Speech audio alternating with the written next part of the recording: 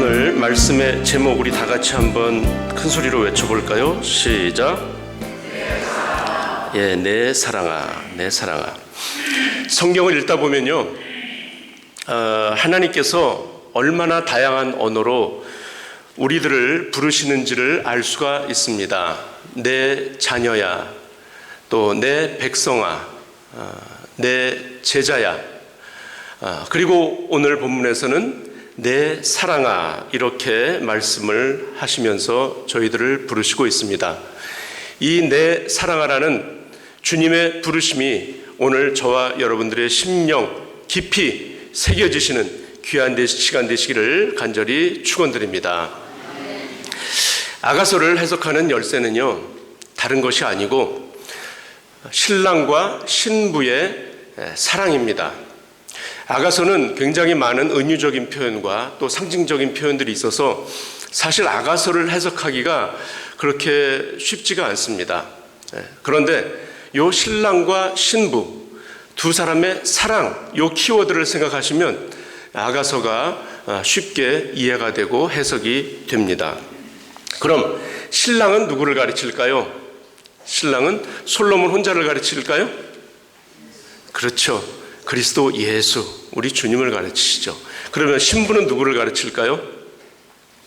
신부는, 그렇죠, 우리들, 우리 평강교회, 우리 모든 교회들, 그리고 개인적으로 저와 여러분들 각자가 바로 신부인 것이죠. 성경의 시작은요, 창세기 2장의 혼인 언약으로부터 시작을 해서 성경의 마지막 장인, 마지막을 기록하고 있는 요한계시록의 19장에 어린 양의 혼인잔치로 그렇게 끝을 맺습니다. 그래서 성경 전체를 보면 하나님과 그의 백성들의 사랑의 이야기가 바로 성경의 이야기예요. 그 중에서도 오늘 바로 아가서는 그 성경의 중심에 서 있는 감정, 특히 아가서는 굉장히 감성을 자극하는 그런 표현들이 많잖아요. 그 중심에 있는 감성, 즉 뭡니까? 사랑, 하나님의 사랑을 담고 있는 그러한 책 중의 책이다. 아가서가 그래서 뭐라고 그랬습니까?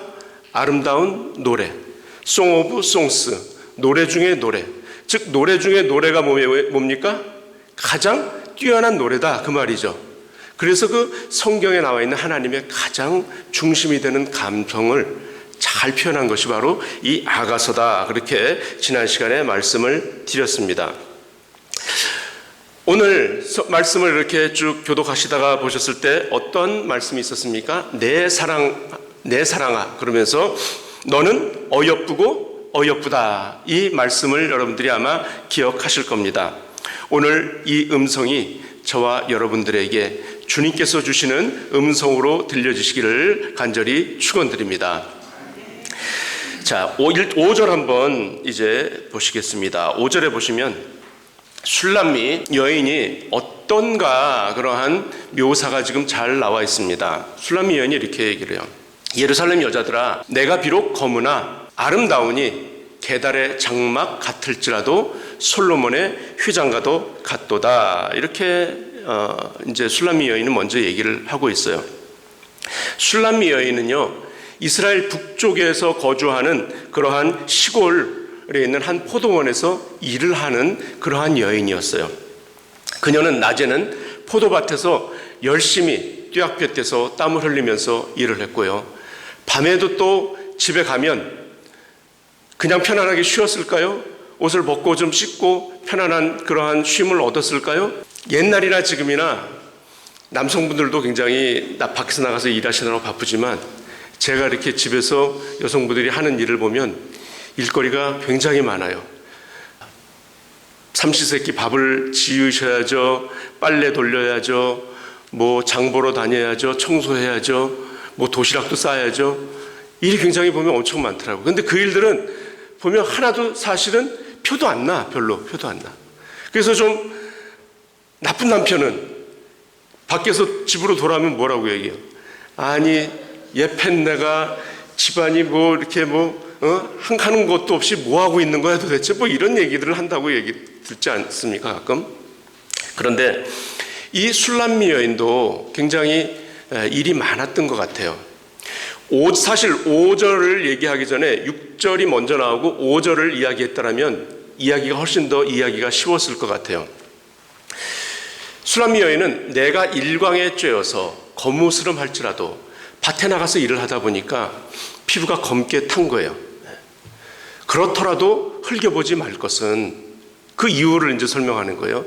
내 어미의 아들들이 나를 노하여 포도원 지기를 삼았다.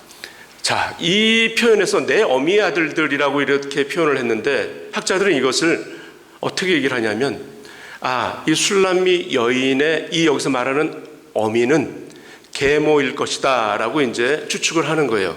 왜 그러냐면 어미의 아들들이라고 그랬잖아요. 만약 자신의 어머니 같았으면 이 얘기를 안 쓰고 우리 오빠들이, 아니면 우리 뭐 남동생이나 오빠들이 이렇게 얘기를 했을 거 아닙니까? 그래서 자신의 아버지는 이제 돌아가시고 없는 거예요. 그래서 계모 밑에서 지금 그 계모가 낳은 아들들과 함께 생활을 한다, 이렇게 이제 보는 거죠. 근데 그 아들들이 좀 착하면 좋았을 텐데 어떻게 했냐면 그 여동생 하나 있는 거를, 그냥 집에 있는 거를 못 보는 거예요. 그래서 나가가지고 저 포도원들을 살펴라, 일을 해라, 이렇게 이제 시킨 거죠. 그 결과 뭐예요? 자신이 맡은 그 포도원은 지키지 못한 거예요. 오히려 자신이 해야 될 몫을 자신은 돌보지도 못하고 남의 일, 즉 오빠들의 뒤치다꺼리 해주느라고 시간이 다 가고 얼굴도 그을리고 이렇게 됐다는 거죠. 그래서 내가 이스라엘 여자들들아, 내가 비록 이렇게 검게 되었으나 나는 아름답다고 생각을 한다. 게달의 장막 같을지라도, 게달이라는 것은 뭐냐면 뭐 수달이라고 생각이 들 수도 있는데 그것이 아니고 흑염소를 얘기합니다. 즉 게달의 뜻은 검은 천막을 얘기해요. 검은 장막이에요. 그러니까. 그런데 이 검은 장막을 뭘로 만들었냐면 가장 싼 가죽, 흑염소, 그 가죽으로 만든 그러한 장막이에요. 그러니까 얼마나 사실은 볼품이 없겠어요. 요즘에 있는 저 베두인족이라고 있어요. 이스라엘 여행하시다 보면 이들은 어떤 이렇게 집을 번듯하게 짓질 않고 꼭 광야에서 이렇게 천막을 치고서 염소나 양 몇 마리를 이렇게 건드리면서 그걸로 이제 먹고 생활을 해요. 굉장히 뭐 삶이라는 게 거칠겠죠. 그래서 이제 제가 이제 저 장막과 또 이제 베두인 여인의 성경에 나오는 모습을 잘 묘사를 해가지고 챗GPT한테 물었어요. 한번 그려봐라. 그랬더니 저렇게 표현을 해주더라고요. 저게 사진이 아닙니다. AI가 그린 거예요. 그럴듯하죠. 검게 이제 탔어요. 그런데 자, 말씀을 띄워줘 보십시오. 게달의 장막 같을지라도, 본인은 굉장히 오빠들이 일을 해주고 여러 가지 누추해. 그런데 그럴지라도 자기는 뭐와 같다고요? 솔로몬의 휘장과 같다, 이런 표현을 하고 있어요. 뭐예요? 자기는 볼품없고 굉장히 초라하지만 그래도 나는 솔로몬의 휘장 같도다. 그리고 나는 아름답다. 왜요? 신랑의 사랑을 받고 있기 때문에 자신은 이렇게 표현을 하고 있는 겁니다. 제가 이 말씀을 읽으면서 어떤 생각이 떠올랐냐면, 저희 옛날에 시골에 사시던, 아니면은 뭐 옛날 한국이 굉장히 못 살았잖아요. 한 뭐 60-70년 전만 해도 못 살았잖아요. 저희 할머니들 보면 주름이 깊게 패여 있어요. 60만 넘어가시면 벌써 이미 꼬부랑 할머니가 되시잖아요. 그리고 더군다나 시골에서 일하시는 우리 어머니 할머니들 보면 허리가 굽으시고, 근데 또 자식은 또 좀 많이 낳습니까? 저희 외할머니만 해도 열을 낳으셨어요. 열을 낳으시고 그냥 70이 넘어가셔가지고 그때서야 이 쪽진 거를 싹둑 자르고서 이제 단발머리를 하시고, 뭐 이도 다 빠지셔가지고 틀리 해놓으시고, 그런 우리네 어머니들 할머니의 모습이 떠오르더라고요. 밭에 나가서 일하죠. 집안일 하죠. 또 남편 수발 들어야죠. 그 삶이라는 게 정말 너무나도 고단한 거예요. 그러나 우리네 어머니들의 그 모습을 보면 참 아름다워. 그 깊게 패인 주름 속에서도 그 사랑의 흔적들이 주름에 남아있잖아요. 그거를 갖다가 연상이 되었어요. 자, 그런데 여기서 검음이라는 것은 무엇을 의미하냐면, 세상에서 어떤 찌든 때 또는 검게 그을린 것, 이거는 어떤 세상에서 염려, 근심으로 마음이 탔다라는 것도 얘기를 할 수가 있어요. 왜 그러냐면 이 여인이 나의 포도원은 내가 지키지 못했다라고 이렇게 또 표현을 하는 것을 보아서 그렇습니다. 그런데 그녀의 아름다움은 바로 무엇으로 덮여졌느냐? 신랑의 사랑으로 덮여졌어요. 그래서 나는 내가 비록 이럴지라도 저와 여러분들이 예수를 믿는다고 하더라도 여러분들 어떻습니까? 여러분들이 혼자 가만히 있고 이렇게 사람들한테 오는 연락도 없고 세상하고 단절된 것 같고 뭐 이럴 때 굉장히 우울해져. 왜 이렇지? 예수를 믿으면서도 나는 초라하고 별 볼 일 없는 것 같고. 사실 그게 맞는 거예요.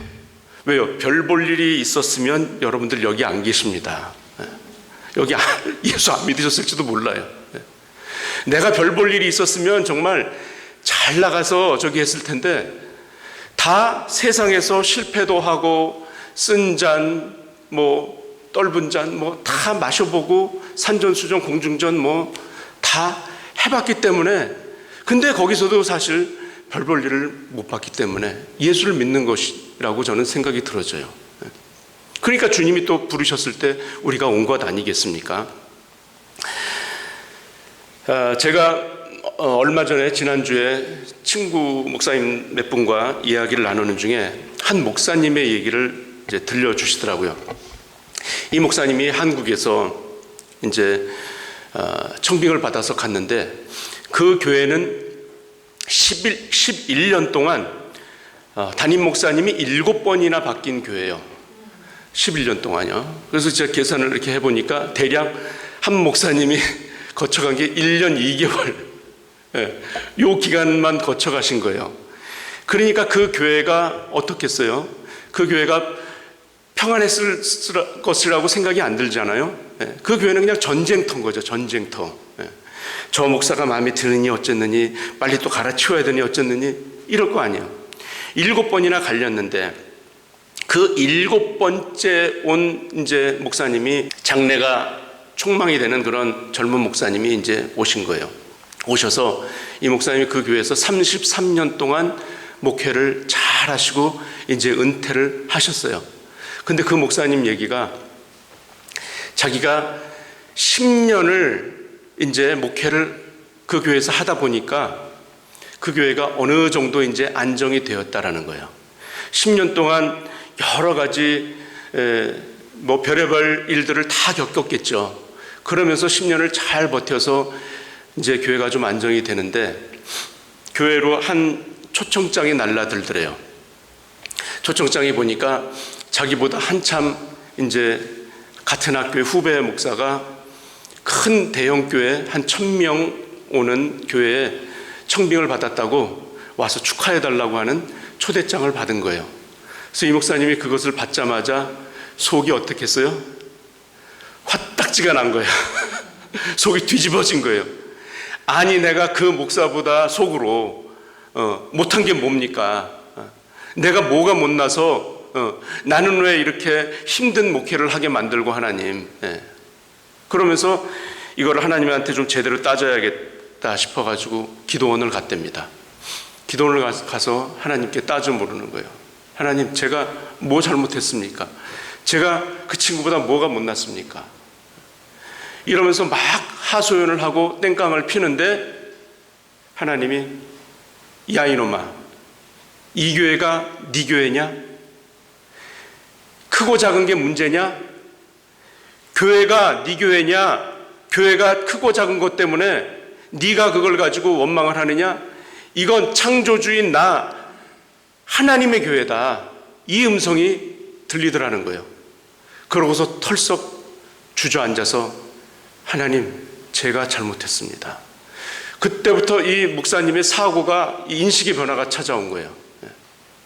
아, 내가 내 교회로 생각을 했구나. 내가 부임받아서 담임 목사라고 하지만 이 교회를 내가 내 교회라고 생각을 했구나. 하나님의 교회인데 하나님은 사람이 많고 적고 크고 작음을 보시는 분이 아니라는 거 여러분들 너무나 잘 알지 않습니까? 하나님 무엇을 보시는 분이에요? 한두 사람이 자신의 이름으로 모인 곳에 주님이 함께 하신다라는 거 믿으십니까? 그 주님이 그 말씀을 하셔서 그 다음부터 이 목사님이 인식의 변화를 가지고 더 겸손하게 섬겼다라는 그런 이야기를 해주셨어요. 교회가 아무리 볼품먹고 초라해 보이고 몇 명 안 나오는 곳이라도 교회는 누구 거예요? 머리 대신 예수 그리스도가 주인이면 그 교회는 하나님의 영광을 받으시는 거예요. 그렇지 않을 때 교회가 시끄럽고 분란이 나고 그러는 거죠. 그러니까 그 전에 그런 사고에서는 자꾸 남들하고 경쟁하게 되고 비교하게 되고 자꾸 저울질하게 되고 그러면서 내 것만 제일 커 보이고 내가 제일 잘하는 것처럼 여겨지고 한다라는 거죠. 모든 하나님의 자녀들이 있는 곳에는 다 하나님의 교회라는 거예요. 그래서 우리 각자도 마찬가지요. 내가 사실 세상에서 나가서 명함 못 내밀고 내가 세상에서 다른 사람보다 뭐 좀 물질도 좀 덜 가지고 있고 못 벌어도 그러나 하나님은 저와 여러분들을 하나님의 형상으로 빚었다라는 거예요. 그래서 누구보다도 존귀하게 여기는 것이 바로 하나님의 여러분들에 대한 사랑이라는 거예요. 그 사랑을 우리가 받은 자예요. 그래서 하나님은 오늘도 여러분들을 내 사랑아 이렇게 부르신 줄로 믿으시기 바랍니다. 내 사랑아가 영어로 하면 뭘까요? My love, my darling. 좀 느끼합니까? 네. 무슨 영어 노래 가사에도 그런 거 많이 나오죠. 네. 자, 우리 하나님은요, 그래서 비록 우리가 죄로 얼룩이 졌을지라도 이 여인은 비록 검고 계달의 장막 같을지라도 그러나 우리는 그거보다 사실은 더한 그런 존재예요. 죄로 얼룩이 져 있는 사람들이 우리는. 그럼에도 불구하고 하나님은 우리를 불러서 내 사랑아 이렇게 부르신다라는 거죠. 그래서 십자가의 사랑은 우리의 모든 죄를 덮고도 남음이 있습니다. 자, 여러분들 오를 의자, 의인할 때 의자를 여러분들 잘 아시죠? 한문이 그 뜻글자라서 저걸 잘 풀어보면 굉장히 뜻이 깊어요. 저 오를 의자는 양양과 나아자가 합쳐져서 만들어진 글자인데 나 위에 뭐가 있어요? 양이 있어요. 자, 저기서 내 위에 있는 양을 빼면 뭐만 남습니까? 뭐만 남아요? 양을 빼면 나만 남는 거예요. 뭐만 남는 거예요? 죄 덩어리만 되는 거예요. 그냥 죄. 나는 죄인이라 이거예요. 그런데 우리의 참 구주 되시는 어린 양 되시는 예수 그리스도께서 십자가의 죽으심으로 인해서 우리가 무엇을 받았어요? 의인. 의인이라는 죄가 사해지는 그러한 영광을 입은 자들이 된 거예요. 바로 그래서 이 양이라는 의미에는 뭐예요? 양은 대속물이에요. 대속물. 대신 죄가 전가되어서 그 양이 목숨을 잃어야지만이 내 죄가 사해지는 거예요. 그래서 이 의미에는 덮는다라는 의미가 있는 거예요. 덮는다. 내가 아무리 많은 죄가 있다 할지라도 세상에서 용서가 안 되는 죄가 있다 할지라도 예수 그리스도의 그 보혈의 공로에 우리가 덮임받으면 우리는 무엇이 되는 거예요? 의인이 되는 거예요. 의인이. 그래서 내 공로, 내 노력, 내 수고를 주님 앞에서는 내세울 것이 하나도 없다라는 거죠. 아무것도 우리는 주님 앞에 내놓을 것이 없어요. 내가 주님을 먼저 사랑한 것 같지만 주님은 우리를 먼저 사랑해 준 줄로 믿습니다. 먼저 사랑해 주신 주님의 은혜가 있었기 때문에 우리가 변화를 받은 것입니다. 자, 7절에서 8절 또 말씀 다 같이 한번 보겠습니다. 7절, 8절 보시면 내 마음에 사랑하는 자야 너의 양떼에 먹이는 곳과 정오에 쉬게 하는 곳을 내게 구하라. 뭡니까? 지금 술람미 여인이 신랑이 있는 곳을 지금 묻는 거예요. 신랑이 있는 곳을 찾는 거예요. 자기는 신랑이 있는 곳에 같이 있고 싶다라는 것을 지금 이야기를 하고 있어요. 왜 그렇습니까? 내게 구하라 그러면서 내가 내 동무 양떼 곁에서 어찌 얼굴을 가리운 자 같이 되랴.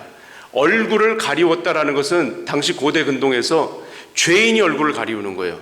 죄인 전체 얼굴을, 사람들에게 얼굴을 못 내미는 거죠. 수치가 있는 자들에게 저 얼굴을 가리우게 했었어요. 그런데 내가 어떻게 내 그 신랑과 같이 있을 때 내 얼굴을 가리운 자 같이 하겠느냐. 신랑과 같이 있을 때는 그럴 필요가 없다라는 거죠. 그래서 나는 신랑과 같이 있고 싶다라는 이 사랑의 역설을 갖다가 보여주는 것이 바로 오늘 본문 말씀인 거예요. 이럴 때 신랑이 뭐라고 대답합니까? 여인 중에 어여쁜 자야, 내가 알지 못하겠거든 양떼의 발자취를 따라 목자들의 장막 곁에서 너의 염소새끼를 먹일지니. 뭡니까? 신랑이 계신 곳을 가려면 양떼의 발자취를 따라서 가면 된다는 거예요. 그러면서 목자들의 장막 곁에 있다는 거예요. 누가요? 신랑이. 그곳에 가면 신랑이 있다. 바로 목자의 장막이라는 것은 무엇을 가르칩니까? 목자의 장막은 바로 교회의 자리, 주님께서 사랑하시는 그 교회, 그 자리를 얘기를 하는 거예요. 그래서 이 자리는 바로 목양이 있는 자리, 말씀이 있는 자리, 그곳에서 신랑을 만날 수가 있다는 거예요. 오늘 많은 젊은이들이, 그리고 팬데믹 이후에 많은 사람들이 교회를 등지고 떠났어요. 다행스러웠던 것은 유튜브라든지 그러한 매스미디어가 발달이 되어가지고 그래도 집에서도 보면서 예배를 드릴 수가 있었어요. 그런데 팬데믹이 이제 끝난 후에도 이제는 돌아와야 되는데 그렇지 않고 나는 그냥 그것이 나 혼자 예배 드리는 게 좋아. 난 혼자서도 얼마든지 내 신앙 지킬 수 있어. 절대 그렇지가 않습니다. 교회 없이 그냥 나 혼자 신앙을 지키겠다라는 것은 새빨간 거짓말이에요. 천만의 말씀 만만의 콩떡이에요. 절대 그럴 수가 없어요. 혼자서는. 뭐예요? 바로 이 예배 공동체 자리에 모여서 함께 말씀을 나누면서 바로 저 양떼들이 간 발자취도 내가 배우는 거예요. 보는 거예요. 우리의 신앙의 선배들은 어떻게 신앙을 지켰는가? 그들은 믿음을 어떻게 지켰는가? 어떻게 또 교회 생활을 하는가? 신앙 생활을 하는가? 공동체 안에서 지지고 볶고 하더라도 그것을 어떻게 하면 이겨내고 거기서 하나님의 향기를 드러내는가? 그것을 배우라는 거예요. 그것을. 혼자서는 절대 이거를 배울 수가 없어요. 내가 아무리 말씀을 읽고 공부하고 하더라도. 자, 그 자리로 여러분들이 오신 거 정말 너무 감사하고 저는 한 분 한 분이 그래서 너무나 존경스럽고 사랑스러운 거예요. 제가 연애 당시 때 제가 이제 그 친구 소개로 저희 아내를 만나서 연애를 할 당시였어요. 한 3번째 정도 만났을 때였나요? 제가 이제 대방동에서 살고 저희 아내는 면목동에서 살았어요. 그래서 이제 제가 주로 글로 가려고 그러는데 이제 좀 좋은 데서 좀 만나고 싶어가지고 밖에서 좀 나들이를 할 겸 어린이 대공원에서 보자 그런 거예요. 어린이 대공원이 저기 자양동 자양동 있고 뭐 그런 데 있잖아요. 건대 입구 있는 쪽에 세종대 있고 거기를 가는데 대방동에서 거기를 가려면 버스를 2번을 갈아타야 돼요. 근데 가을비가 내렸어요. 가을비가 내려가지고 차가 좀 막혔어요. 한 4시인가 5시쯤 만나기로 했는데 제가 좀 늦었어요. 길이 막히는 바람에. 근데 조금 일찍 나갔었으면 됐겠죠. 그것도. 제가 30분은 늦진 않았고 한 20 몇 분 정도 늦었던 것 같아요. 가보니까 정문 앞에서 만나기로 했는데 없어요.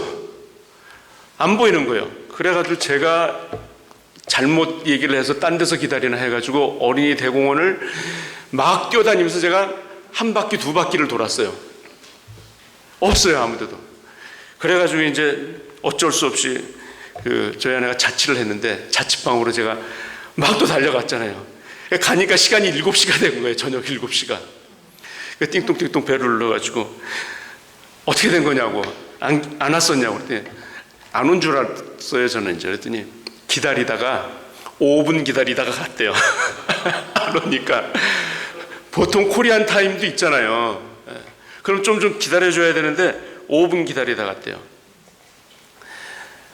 야, 그것을 보고서 이 말씀을 묵상하다 그게 떠오른 거예요. 야, 사랑하는 사람을 보려면 일찍 가야 되겠구나. 그게 그 마음이 벌써 이게 전달이 된 거예요. 늦게 가면 이 마음이 관심도 없구나. 이거 뭐 만약에 면접 보러 가는 사람이 지각을 한다면 이게 되겠어요? 관심 없으니까 너 딴 데 가봐. 이렇게 되는 거예요. 바로 우리가 주님 앞으로 나올 때 말씀을 사모하고 그 신랑 되신 예수 그리스도가 있는 곳에 나올 때는 사모하는 마음이 있어야 될 거 아니에요. 그러니까 얼른 달려가서 미리 기도도 하고 묵상도 하고, 그 모습 속에서 벌써 이미 신랑과의 교감이 생긴단 말이죠. 우리가 그래서 교회를 떠나면 주님을 절대 가까이 할 수가 없습니다. 신랑을 사랑한다면 신랑이 계신 자리로 우리가 나가야 되는 게 맞는 거예요. 이게 바로 아가서에서 얘기하는 교회론이에요. 교회론. 사랑하면 보고 싶고, 사랑하면 같이 있고 싶고, 사랑하면 빨리 뭔가 이렇게 만나려고 하는 거 아니겠습니까? 마지못해서 하면 이게 사랑한다는 사람에게 체면이 안 서는 거죠. 자, 9절에서 14절 이제 또 한번 보겠습니다. 9절, 내 사랑아 내가 너를 바로의 병거의 준마에 비하였다. 그리고 또 내 두 뺨은 따은 머리털로 내 목은 구슬금으로 아름답구나. 우리가 너를 위하여 금사슬을 은을 박아 만들리라. 와, 금도 비싼데 이걸 갖다가 사슬을 만든대요. 그러니까 금 목걸이를 만드는 거죠. 근데 거기다가 무엇을 박는 거예요? 은까지 박는 거예요. 뭘 했다는 거예요? 금 목걸이를 세공을 했다라는 거예요. 세공비가 보면 더 비싸더라고요. 보면 세공을 하면 값어치가 훨씬 더 많아지는 거죠. 그러니까 금사슬에 은을 박아 만든 저 귀중품이면은 바로 왕비나 공주가 했었을 것 아닙니까? 왕이 준다니까. 저런 걸 갖다가 이제 사랑하니까 주는 거예요. 이 얘기를 하면 참 저는 할 말이 없습니다만 사랑하면 저렇게 주는 거예요. 자, 그래서 12절에 왕이 상에 앉을 때 나도 기름 향기를 토하고, 나도 기름이라는 것은 아주 값비싼 그런 기름을 얘기하는 거예요. 지금도 기름이라는 것은 좋은 기름이 비싸지만 저 때는 기름은 더 비쌌겠죠. 아주 향내가 좋은 그런 기름을 얘기하는 거죠. 바로 이것은 뭐를 얘기하냐면, 이 기름은 값비싼 헌신의 향기를 뜻합니다. 값비싼 헌신의 향기. 그 다음에 이제 또 뭐가 나옵니까? 13절에 모략이라는 것이 나와요. 모략은 여러분들이 잘 알죠. 동방박사 세 사람이 주님이 태어나신 곳에 갔을 때 보물을 바치잖아요. 뭘 바치죠? 황금과 유향과 모략을 바쳐요. 이 모략이라는 것은 방부제 역할을 해요. 썩지 않게 하는 거예요. 그리고 저 당시 때 여인들의 그 화장품으로 쓰였던 거예요. 근데 무엇보다도 저것은, 그렇게 보는 것보다도 저건 십자가의 사랑이라고 저희들은 해석을 해야 돼요. 십자가의 사랑. 바로 우리가 주님을 만나는 곳에는 이 값비싼 헌신의 향기와 바로 저 십자가, 모략, 고난 가운데 피어난 사랑이 같이 하나가 되어야 이것이 온전한 하나의 복음을 이룬다라는 것을 알 수가 있는 거예요. 바로 우리의 예배가 그 향기예요. 우리의 예배가 주님께 드려지는 사랑의 향유여야 돼. 우리의 사랑, 주님을 향한 사랑의 향내를 내드려야 되는 거예요. 그리고 이것뿐만이 아니라 동시에 십자가의 그 주님의 사랑이 우리 안에 머무는 시간이 되어야 되는 것이 바로 예배인 줄로 믿습니다. 주님은 우리의 헌신을 그래서 기쁘게 받으세요. 그리고 그 향기 가운데 주님은 임재하십니다. 오늘 그래서 이 주일 예배가 단순한 어떤 종교 행위가 저희들은 아닙니다. 신랑과 신부가 만나는 자리고 사랑의 교감이 이루어지는 그러한 향기로운 시간이 바로 이 예배의 자리인 줄로 믿습니다. 자, 이제 15절에서 17절 이제 마지막 절입니다. 이제 이 사랑이 절정으로 향합니다. 뭐라고 얘기합니까? 여기서 내 사랑아가 나와요. 내 사랑아. 너는 어여쁘고 어여쁘다. 너는 정말 아름답다.